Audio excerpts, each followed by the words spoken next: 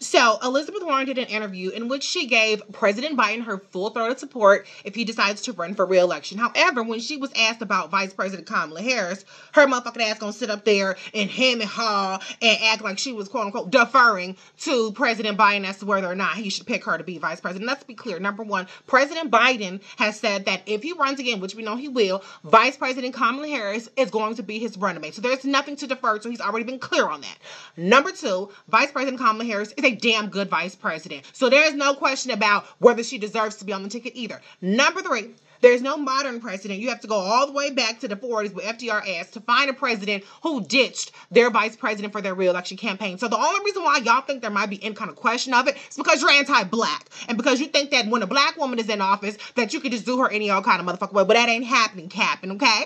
A lot of y'all you're showing are still salty about the fact that the first woman vice president is a black woman. And guess what? You're going to be salty that the first two-term woman vice president is going to be a black woman, Kamala Harris. Deal with it, Bobby. Oh, and Elizabeth Warren, maybe you're so salty that you were rejected from VP, that you lost 19 out of 19 states, including your own home state, never placed in the above third. Maybe you're so salty that as much as the people was begging and pleading and writing op-eds and making up calls, Biden passed up your ass for a cabinet position.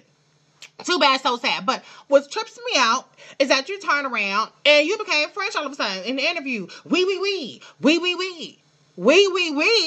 You talking about all the stuff that President Biden did. You had a vote. I'll give you that. So did Vice President Kamala Harris. She broke the most ties ever. But I'm trying to figure out, what bill did you pass, Elizabeth? You passed 0 bills in the 117th Congress. 0 bills. What committee did you chair in the 117th Congress? 0 committees. I'm not talking about subcommittees, I'm talking about committees.